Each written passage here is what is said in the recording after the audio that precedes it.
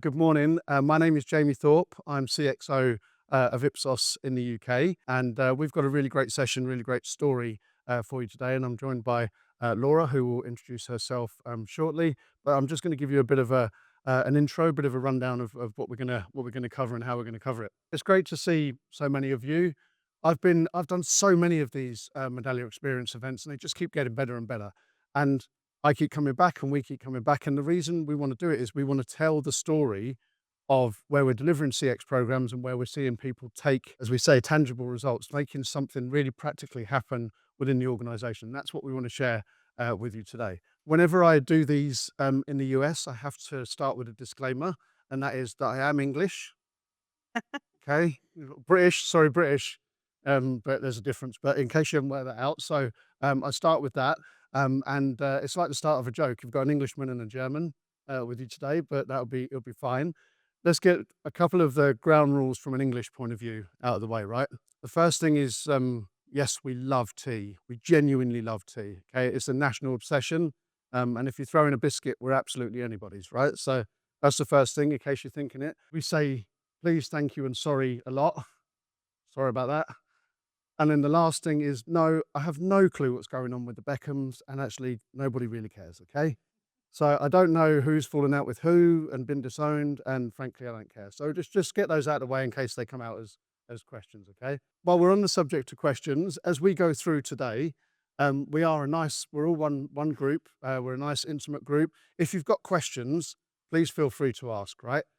What I love is whenever we do this in the UK, we say, ask questions as we go, and people say, oh yeah, I'll definitely do that. And then they don't, because they're too reserved and too polite. But when I'm in the US, you guys don't care. You'll stop us mid-flow, right, and ask a question. And that's great. I love that. If you've got a question or you want to make a point, please do feel free to put your hand up and interject. It's really not a problem. We will allow time at the end as well for Q&A, and we will be around afterwards as well. So that we're standing between you and your lunch now. So bear that in mind with your questions. But seriously, do take time to ask the questions if you want to know more. That's the plan. Everybody happy with that? Good, because we haven't got another one. Good. Right, I am going to sit down now, and I am going to ask Laura to very kindly introduce herself. Thank you, Jamie. Yes, my name is Laura. Jamie was mentioning already, I'm German, but I actually flew the German cold and I'm living in Spain now. So always in a good mood. The team is based in Copenhagen that I'm working with. So I always have to bring the warmth into the team's heart. And I think you forgot one thing, Jamie. What did I forget? You forget that in the daily work we have together, we are swearing a lot. I have to be honest. So I've seen on those conferences that people are using so nice language. I apologize already now. It might be that some words are slipping through, but I hope everybody's fine with that. I will do my best not to. I've been working in customer research and insights for the past 6 years in international B2B companies. And we have heard so much already about B2C, and I'm super excited to share some B2B realities with you and hopefully some learnings. Good. I like that. The swearing is fine. Okay. I hope it won't happen too much. We've got to keep it real. Okay. So you all know the drill. Okay. So we can sit here and pretend that Laura doesn't know what I'm going to ask her. She obviously does. So when she says, that's a great question, I'm really glad you asked that question, Joe. I've seen it a few times here. I absolutely love it. Brilliant. We know Laura knows what we're going to ask. We are going to go through a journey and tell you a story. So again, like I say, focus on practical, focus on real. Please do get engaged and please do get involved. You've introduced yourself. Could you just explain a little bit about the company? For sure. So some of you have been, I guess, yesterday to the sessions with Sid. I'm super happy to have my manager here, who also introduced the company already yesterday. We are a global shipping and logistics company based in Copenhagen. And at the moment, we are operating around 700 container vessels.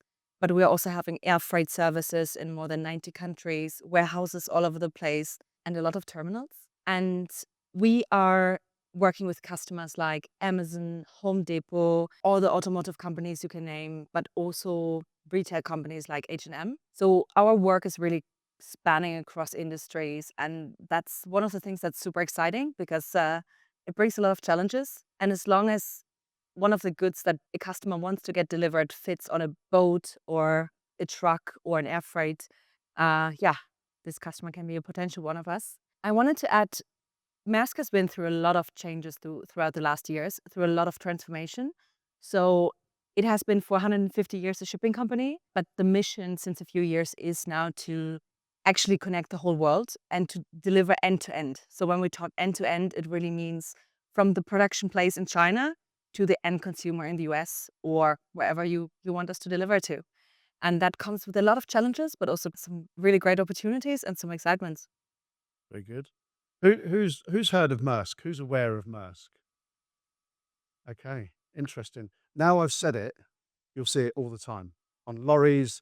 Anytime you're near anything that's got a container vessel or a ship, guarantee you'll see it all the time. I see it in films all the time. Yeah. Yeah, there's a lot of that as well. So it is a massively impressive and huge company. I think, Ada, you said yesterday in your session with Sid that 20% of what we are wearing, touching, consuming is likely to have come or been through Maersk at some point. So it is really, really fascinating and a huge organization. You've talked a bit about yourself, you talked a bit about Maersk. Can you just, I always want to touch on the sort of size and shape of the team, because most CX programs or most clients that we're working with are trying to do an awful lot with a relatively small team, and you guys aren't necessarily meant any different to that. So I think nowadays our organization is quite customer centric. So it's difficult to say who works in CX and who doesn't. I feel like everybody is so excited to work in CX nowadays. But I know you're just talking about our team. So the Yep. team I'm sitting in, we're 10 people located in Denmark besides me. We're really trying to cover the global scope, doing research products across the whole globe for different levels in the company. But to be honest, we of course couldn't do that just with 10 people. So we have built a network where we have regional customer research partners, and we also have some local ambassadors that have a different first job, but that are equipped to share the insights, to come with research questions, and are actually an extension of our team. So that's one of the lucky parts we're in. Okay. Perfect. Extension of your team is a perfect and totally unplanned segue. So if we can talk about how we work together, this is very common place, certainly in the UK and Europe. This tri-party arrangement where we work together. Ade mentioned it yesterday, and what we do, how we work, is that we bring the best of both worlds. So we're bringing the class leading tech in Medallia with best in class expert services, and we're blending it all together as an extension of the team to make this work for Maersk. And it's how we operate with many other clients. Again, a show of hands, if you're on the client side, how many people are aware or operate this ecosystem, or do you go directly to Medallia? Quick show of hands of people who operate this ecosystem. That is fascinating. Wow. If you were to do that in Europe, you would get, I reckon, 8 out of 10 people would put their hands up and say, "This is how we operate." There's no right or wrong answer. Everybody is different, but that is fascinating. Not a single person put their hand up. So really interesting to see how the difference in how we work. So Ipsos is the agency lead. We take point. We are Medallia accredited. We are running hundreds of Medallia programs globally, and we are research and insight specialists and CX specialists, and that's how we work with Maersk. So that's how it operates. But how does it manifest for you? I think for us, it's a perfect combination of having a stable platform and a research partner that can also go beyond the platform. Jamie makes it look very easy. I have to be honest, we're not an easy client. We're very demanding on a day-to-day basis. And our customers expect from us an enhanced customer experience every day, smoother deliveries, but also for us to think ahead. So in, for example, these geopolitical times, we need to be a strong partner where customers know I can wake up in the morning and I know Maersk is by my side in those difficult times. And I expect the same from Ipsos and I expect the same from Medallia. I need a platform where I know things are running smooth and I know things that we have put in place are the next day still in the place. And I need an agency that the moment my stakeholders are screaming at me or I'm screaming at them, I need somebody that comes to me and or works together with me, tells me best practices in the industry and tells me how we can set up things in a very fast way, because that's how it works in Maersk. We need fast results. We need to get things out fast. And I'm super happy that in the past years it has been a great success. You talk about, you touched on the needs and the shaping needs of a business. So what's really interesting is CX is not a project, it's an evolution, right? And it takes a long time. I've been working in this space for 30 years now, and I'm still amazed at the amount of people that think they can just turn on a CX program and that's it. It's done. Everything's fixed. Everything's working. Clearly, it's not. Nothing could be further from the truth. But maybe we could just touch on a few of the major milestones in the journey. And if I just pick up the first two and then ask you to take from there. So what's really interesting here is we started working together in 2019, and we started with a quite traditional program, basic sort of CSATs, and it was nothing wrong with it. It wasn't fundamentally broken. But what is really interesting is when you get an organization like Maersk that has a clear passion for customer experience, how quickly that changed. So we'd only been running it a short while before we started making recommendations about how it should be moving to something that is quicker, is more operational, is getting further into the organization. Which is why actually only a very short period after in 2020, we went and procured Medallia on behalf of Maersk, and we implemented that within Ipsos. So the journey is really interesting. That short period of time running something basic and then getting into it onto Medallia was really important. And then you've had a few major milestones as you've gone and roadmapped and improved your program. Do you mind picking up on those? Yeah, I think one of the major milestones was definitely in 2021, 2022 when we launched the digital program. So we really started to listen to the customer experience on the digital platforms. So on the website, on the app, on some of the booking platforms we're also having internally. I can tell you the logistics world, the B2B logistics world is still very far behind the B2C technical setups. So we know what Amazon nowadays can deliver. We know how much great platforms there are out. And for the logistics market, it took a while to get where they are currently are. There's still a huge gap between the B2B logistics market and the B2C. Launching those digital programs really allowed us to bring everybody on the same page to say, hey, these are some first great milestones we had in the company on platforms we have launched, but actually we are far away from meeting the expectations of our customers. And as it has really brought teams together and also developers into the world of the customer. We had a few other milestones. So Maersk is a company that had over the last years a lot of mergers and acquisitions. A lot of logistics companies outside the shipping world were bought. And of course, we needed to make sure that these other brands and these other customer groups were also listened to. So 2023 was a year where it was a lot about data integration, making sure we get the right data points, make sure we align some of the listening tools that we have, some of the feedback measurements we have. Yeah, we couldn't have done it without you guys because it was a major process we had to put in place. And then 2024 came and we finally kicked off our transformation of our relationship surveys. And I guess we touch on this one in one of the latest. We do, yeah. We'll cover that in later, and then also you might notice that there's a whole year missing, which is last year, and we'll talk about that in a few slides on because we've done something different there. I think this is one of the takeaways that I would make sure that you capture or think about if you're not already doing this, and this is the importance of a roadmap. So the statement that talks about where we have a maturity level within the organization, and then a roadmap and a plan is so important. And I know it sounds so basic, but the amount of organizations that can't tell you what they're planning to do in 6, 12, 18 months' time is frightening. Having that roadmap in place to pick off what are the big items, to make sure you're driving engagement in the business is a huge, huge thing that so many people frankly miss. So it's really important to have that. When we talk about driving CX into the organization, we're talking about trying to get engagement within the business. So that's something that you've done well on, and we've got the slide that shows you how the usage has grown over time. How important is this, and one of the kind of things you've been doing in the organization to get people to use the platform? Yeah, I'm having mixed feelings when looking into this chart. We had some great developments. We have a lot of people going into our Medallia platform right now. One of the things that we haven't managed yet is to use all of the functionalities Medallia had. So for us, it was super important the last years to set the foundation. But right now, for example, we have a one-size-fits-all dashboard. It's not personalized yet, and we know there's so much more to get out of it. So I definitely wanted to show you my target that I set for myself until end of the year.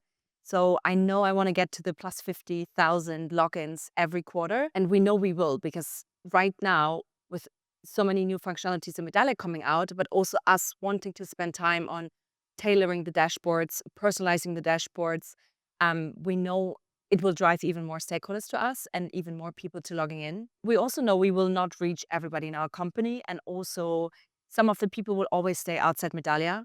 But those people logging in, they will drive the insights also throughout the organization, also to the ones that have not used Medallia before, and maybe we'll never do it. Yeah, let's see. Let's move and think about some of the areas that you've seen some challenges, because as I said from the start, we need to be really honest here. We know there's not a single CX program that is 100% rosy, that everything, it works perfectly all the time. But it's important to face into the challenges, understand what they are, and think about how we overcome them. So you're happy to talk through some of the challenges that you've seen, and clearly we'll pivot to the good stuff as well. But well, because people might be facing a similar thing. Yeah. One of the things that I said to Jamie when he asked if we could do this talk was not to share bullshit. I really wanted to talk truth, and we're facing a lot of challenges. One of the biggest challenges is we definitely want to move away from just running surveys, just running feedback programs. Everything that Sid has been talking about at stage is 100% also true for us. We are already looking into data signals from customers, but it's a challenge to get a hold of data. We are having so many mergers and acquisitions, so much data sitting in silos, and so little resources to actually get access to the data and make sense of some of the data. So we are always fighting the battle between finding a good balance of fighting for access and working with what we have. And this year, we're definitely focusing on what we have and making the most out of it. But of course, there are some frustrations and challenges when knowing that we want to have so much more access to certain data points. We have leaders that are very skilled in the logistics world, and they know so much about logistics and our customers, and it's amazing knowledge. But the CX experience world and all of the feedback measurements that we are, for example, having, it's very outside their scope. And we need to make this tangible for them. We need to make sure they understand the projects we want to launch. It brings value and it brings value for them. And we need to bring something to them that they can also easy sell to the board above. So we have made some learnings that we need to make it even easier for them to understand our projects we're running. We need to make sure they really understand the value. And we need to give them options because they often felt, I feel like in the past, a bit left out of these decisions. And by giving them different proposals and showing them the pro and cons, we have been able to get faster approvals of projects and move ahead with some of them and get the buy-in that we actually needed. And I think the last one is internal politics and choosing your own battles. We have departments chasing us to work with us. And then we also have departments that are actually running away from us. So we have departments that they're scared to give us their data. They are scared of the outcomes. They are scared of the change that is coming. And they need to learn about the value we can provide and that we can be a partner function that enables them to work on behalf of the customer. But we have also learned to choose our battles. So if it takes too much time to chase somebody, then let's focus on the allies we already have and let's focus on the people that actually want to work with us and are actually chasing us on a daily basis. You talk about the challenges, you talk about the different people in the organization, pick your battles. You've got to make sure that this is operating on the front line on a regular basis, but also it goes all the way up to strategic direction and linking into what the business is planning to do from a customer point of view. Do you mind just picking out how this works for you? Yeah. First of all, I'm not running all of this my own. We have amazing colleagues, we have amazing teams running all of that together. And maybe let me start on the top. So not all of these programs are in Medallia yet, or some of them will also not come into Medallia, but we're trying to bring more data together to have a holistic picture of the customer. When it comes to the strategic direction, we have something that's called the Customer Council. It's a group of senior decision makers from the most important companies across the world that are coming together on a regular basis with our management board and top leaders in the company. We know all of these programs you're seeing here, they are bringing a lot of value, they are bringing a lot of data, they are bringing a lot of stories, but in the end, it cannot replace the one-to-one interaction between management board and the customer. And we think it's super important that they get those stories firsthand. And also when those customers bring some of the stories, management board is coming back to us and asking us to double click into that. Our customers really make sure our top leaders are walking in their shoes. We are like many others. We're running, of course, brand and reputation studies across the markets, and we're having a lot of strategic projects that are upcoming. So last year, for example, we ran a lot of churn studies, a lot of studies to unpack key buying barriers. And we are, of course, also working on predictive analytics, trying to predict churn, trying to predict the customer lifetime span. Looking into those other levels, one of the things we're running is the relationship program. Yeah, of course, measuring NPS, some ad hoc research at site whenever needed.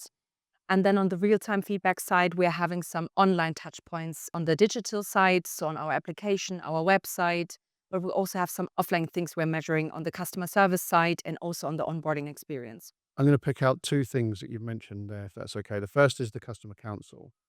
I see mixed prevalence of customer councils in organizations. How many people have a customer council or similar where what Laura's explained happens within the organization? 2, 3. Again, that's amazing. It's really, really low numbers. I mean, it's great that you guys are doing it, but the power of doing that and having that, if you can encourage your organization to do it, something that works for you, works well for you guys. I mean, it's amazing, isn't it, when you see it, people, it's frightening that people don't do it when you think of the value that it can deliver. So customer councils is something I would recommend as an action to take away. The other thing I want to pick up on is you keep talking about stories, and that's really important because we're all drowning in data, but you guys focus a lot on how the stories make a difference in the business. Yeah, definitely. And that's why I also think the customer council works very well. So our leadership teams, of course, they get our insights reports, they get access to the data they want. We're trying to tailor it as much as we can to top leaders. We know some of them are more data focused than others, but in the end, it's often the reiteration from the customer itself that brings it to life. So we had a lot of those customer council events where senior decision makers came back and said, "Oh, the customer said exactly what you reported to me." Of course, you always have to take it a bit consciously of knowing you cannot invite all of the customers, you cannot represent all of the customer groups. Yeah, I think we wouldn't be able to do it just with pure data. It's important to let people still speak with Tell people the that make, stories. Yeah. yeah, decisions. And again, it was just something that was mentioned yesterday about being in the business of action, not just insights. And I think that's something that these guys do a lot, and we help bring it to life to make a big impact in the business. And then, of course, the reach is really important. And on this next slide, we're showing the sort of volumes of where the program goes to. Obviously, in more than 100 countries is amazing. But when you think about the contacts, and some people might look and think, actually, that's not a huge amount of contacts. But you've got to remember some of these people are running multi-million, billion organizations. So the value of this is the difference sometimes in B2B, the audience of one, the importance of getting to as many people as you can is critical when we're trying to drive that experience. So the numbers, you're pleased with the numbers? I am. I'm very pleased with the 2025 numbers. And these are just the numbers that we actually ran in our team in the headquarter function. We know there's also a lot of things run on the regional level and also on some local levels. Yeah, as Jamie said, of course, we're all being challenged with the response rates, and we're seeing struggles, but we also see the other side. So some of the service we have launched last year, we started having some random selections and not inviting everybody anymore.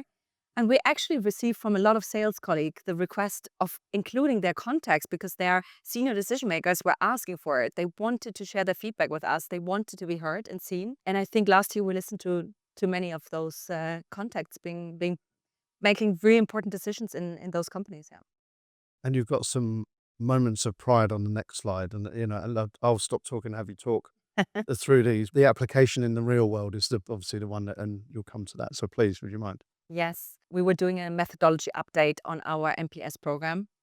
I'm not sure. Yeah, maybe we can also check who's measuring MPS in this in your companies. I'm not seeing all hands up. That's interesting. Okay, I need to pick the ones out that haven't put their hands up. In our company, it's a holy number. And I guess it's in many of your companies. Our company has grown a lot. We had so many mergers and acquisitions. We have new customer groups that we didn't have 10 years ago. But our methodology didn't change in the same pace. And this was because people really wanted to keep things steady. People saw the amazing development we had in MPS and in other KPIs that we were able to correlate with. And people were scared of a change. They didn't understand, okay, if you change the methodology, how much is MPS dropping? What do we tell the advisory board? What do we tell some of our external partners we actually went to with those numbers and these development stories? And people were really a bit shaken up by us saying we want to change something. So what we did is we stopped waiting for permission and we ran some hidden tests in the back together with you guys. So we tried to understand the new customer groups that we will invite. What's the impact of including them into our NPS surveys, but also what's the value that those people being included can actually bring. And by showing our management board the value and the insights that we got from these customer groups, it completely changed their mind. We had some very small drops in NPS. It wasn't big, but the management board really, in the end, understood the value instead of the drops and was very much focusing on activating those insights we gained on customer groups we want to grow with. So that was a huge change. And now we are actually getting chased to bring out more insights on customer groups we never interviewed before. And that's super exciting. Yeah. So the first one is be bold, make the change, and link it back to the value. Exactly. Don't wait always for Yeah, permission. what a surprise. Show the values. Yeah. The second one, I know my manager already touched on it yesterday on stage. Last year and also this year, the geopolitical situation for our customers is terrifying. A lot of customers are shaken. Our industry didn't know how to deal with all of the tariff situation. And there were a lot of narratives in our company on how to deal with customers and a lot of different narratives. So sales saying customers want on a daily basis information, customer service saying their contacts they talk to, they are overwhelmed with the amount of information we send. There were a lot of narratives out there. And I know Sid was mentioning we should move away from having so many surveys and move more into having data points on customers. Here in this scenario, we were able with a very simple survey to fix a lot of myth and bring a lot of clarity in our own organization. So in a very small time, we actually with Ipsos together launched some surveys to our customers on the tariff situation. And we asked them about what do you want to know from us when it comes to those tariffs? Like, how often do you want to get some information? What do you expect from your sales reps? And what do you expect from Maersk as a partner in the logistics world? And the answers were, I mean, they were different on the customer groups, but they were very clear. They really wanted Maersk to be by their side. They really wanted us to listen to their problems. And this was a bit twofolded. It was on the company side, but it was also on the contact side of those logistics managers in these big companies because their boni were related to it. They were scared of losing their job because such big cost increases were expected. And they still wanted us to pick up the phone, call them, and make sure we are by their side. They wanted to wake up in the morning and know, I'm not alone in this. Maersk is here and we're listening to them. We actually have seen a lot of competitors that went silent. And I think the biggest win here was that in our company, we were aligned on the narrative. We were aligned what our customers want. Maybe we didn't have more information than our competitors, but we at least showed up and we were in this battle together with our customers.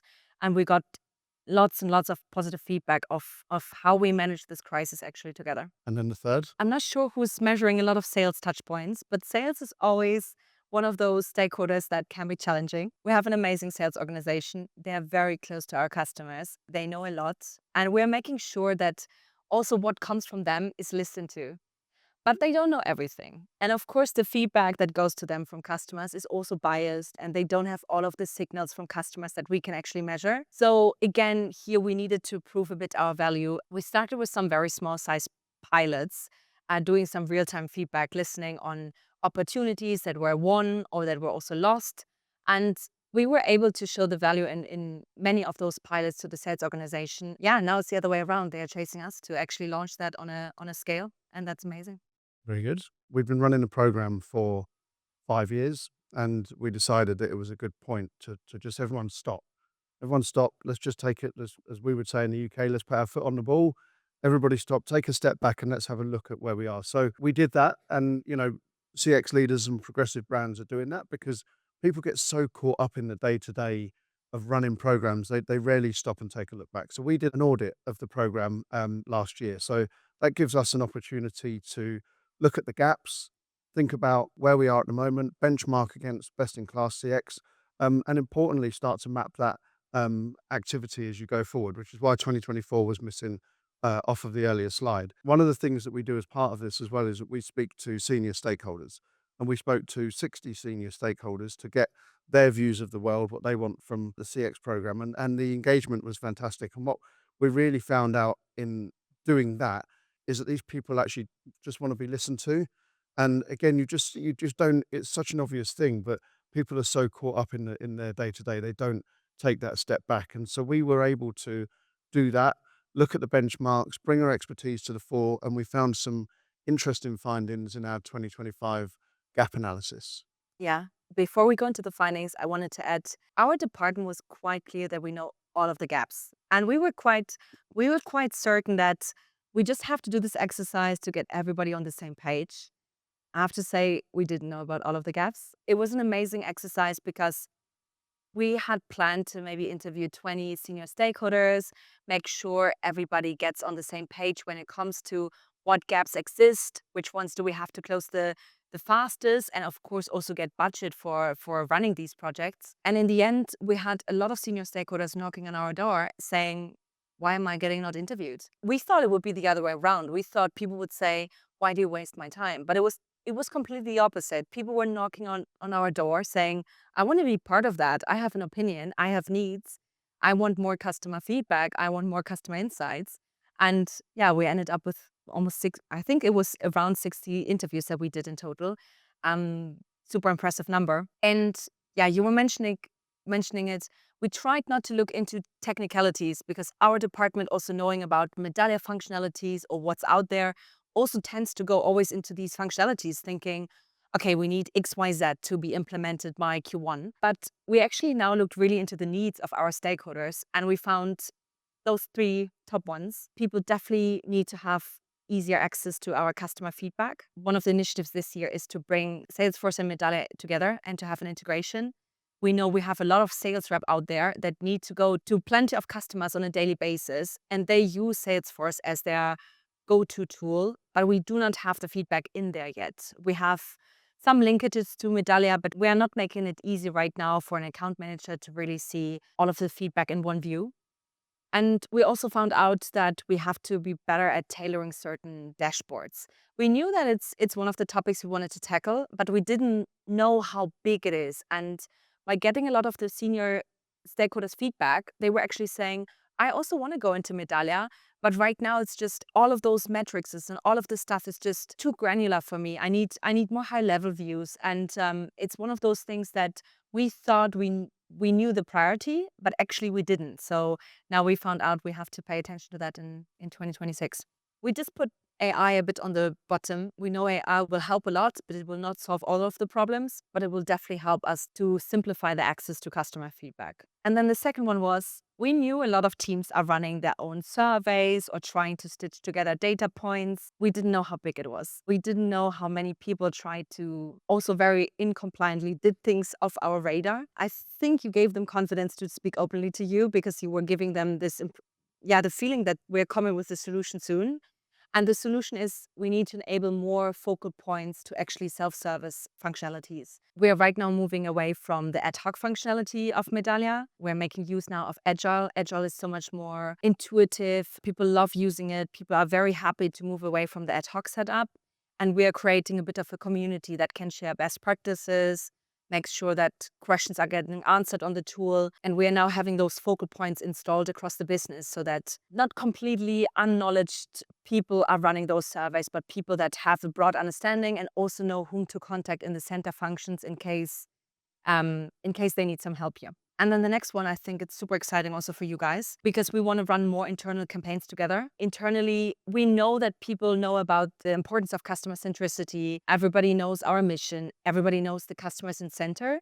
But some of the things that are so obvious for us in our department, we have to bring it even more often to the light and reiterate also on it. We definitely want to run internal campaigns on the insights we gather, past insights, upcoming insights, Medallia functionalities. And then we are planning to have a company-wide customer day. Our company loves to have such days. So we have a technology day, we had an AI day, we have a wild amount of days where people focus on a specific topic, but we never really had a customer day. And now we are planning actually with some of our biggest customers to have such a day to bring the customers' daily life with us and also their pain points into a company-wide campaign and day where people can actually feel what customers are going through. And this is super helpful for teams that are working, for example, in the technology side and never get into contact with a customer and never have the opportunity to speak to them. Because now we're getting those customers in the different locations across the world, in the headquarters of Maersk, and make them tangible. I hope they don't touch those people, but I hope they bring it close to them. Yeah. Not sure that one translated, but And we, of course, hope to see some Medallia and Ipsos representatives absolutely. there. Absolutely. Yeah, we'll be there. I'm going to say a massive thank you to Laura for sharing. There's some big meaty subjects in here that we've covered at relatively high level. Clearly, we'd be happy to talk to them a little bit more. If you've got any more, then let us know. And actually, that gives me an opportunity to just put what is a questionable picture of me and a wonderful picture of you, Laura, on the screen to say if you want to connect with us, then please do. But I will ask Laura to just, before we wrap, and to see if there's any questions from you guys, just to share hints and tips or anything that you would summarize from the session today. I was attending a lot of great sessions and there were a lot of great tips and hints. I actually wrote down three topics for me for this year. So we took some learnings from the last years, and it's definitely to be bold. Don't wait for people to give you permission. If you are able to pilot some things, and if you believe in a certain research project, run it. Run it on a small scale, show the value of it, and then scale it up, because these things, they make it tangible for your leaders to take decisions. And we have gotten so much buy-in into things we piloted on a small scale that on a paper, on a memo, we would have never gotten the buy-in. So right now we are quite bold, and we are running things on our own, and we're not waiting for the perfect setup anymore. Then the second one is be definitely the ambassador of your customers. In the end, you always have to remember they are paying your salary, they are paying the salary of the whole company, they are making your company run. And we are sometimes in a department that is seen a bit as annoying, I think. Because we are making people feel the pain point of the customer. When a customer has frustration, share that frustration with the organization, because the moment your stakeholders feel the pain, feel the frustration themselves, they will also act on that. And we always have to remind each other on that, to not go the easy route, but to be sure we represent the customer that cannot be in the room when you are having these discussions. And I think the last one is definitely story over data. So you mentioned that already. Before you launch a new research project, before you launch new touch points, before you spend so much time on new data points, really think about, have you activated the data you already have access to? Have you activated that in a story? We know that it's people that are taking decisions, it's not data. And our leaders are getting overwhelmed on a daily basis with all of those data that is accessible to them. But what sticks with them is the story, and what really makes them act is the stories that you base, of course, on top of the data. It's definitely be bold, be the ambassador, and stories over data. Very good. Thank you. And I'll just very quickly share a couple that I've got on top of that, which is the importance of educating colleagues, engagement, taking people on the journey. The fact that it really does take a village, bringing experts together in their swim lanes really is a big game changer. And then third, that audit, take the time to step back and look and see what you're doing. So hopefully we've delivered our promise of practical points when delivering your CX programs. We're happy to take any questions. Nobody interjected on the way through. But if you've got any questions, are there any questions? Thanks for this presentation. Great story. I really loved it. It's gonna be very detailed now. The one thing you touched on was this integration Salesforce, so your CRM and Medallia. Can you talk a little bit more how that looks for where you ended with that? Because there's always this whole debate of how much data from Medallia do you really want to bring and should sit in CRM or not? Yeah. Or what other ways to solve to make it available to your point where people are and where they actually need the information. Yeah. And we are right now actually in those debates. So the Salesforce and Medallia integration was approved for this year to come out. One of the biggest winnings we want to have from there is we at least want to make feedback from certain customers visible. So right now we are not thinking of projecting everything into the Salesforce view, but to at least post a link to the full Medallia feedback story on a certain customer, but also make it visible that the feedback exists. And this is what's missing right now. So a lot of the account owners, they're already super proactive. They go into Medallia, but they are telling us it takes me some time to actually see if feedback exists from this contact, and would be so much more helpful if at least there is a link telling me, yes, it exists. Click here to see the full picture. We don't only want to use this integration to display feedback, but we also want to make sure we are able to automate some of the triggers. So if a certain event is reached, we can trigger some surveys, and we want to make sure that we can have a bit better streamlined closing the feedback, like the inner feedback loop set up. Right now, a lot of that is managed in local Excel files, and we do not have on a global level a good overview of who's really following up with which customer. So that's one of the things we also want to bring, like have the connection there to understand this is the account owner for this account. So perfect, we're sending him a reminder because it seems in Medallia that he hasn't followed up with his customer. And according to our standards, he should have already 2 days ago, for example. The only thing I would add to that is just to map out where those touch points are. I've seen so many times people create these integrations and they just plug it together and let everything flow. And it just is not the good way to go. So where does it need to be? Who's going to act? Who's going to close the loop where? Because otherwise you just create confusion. So yeah, hopefully that helps. Hopefully it answers the question. Thank you for taking the time. Thank you for listening. Enjoy your lunch. Enjoy the rest of your time in Vegas. And a massive thank you to Laura.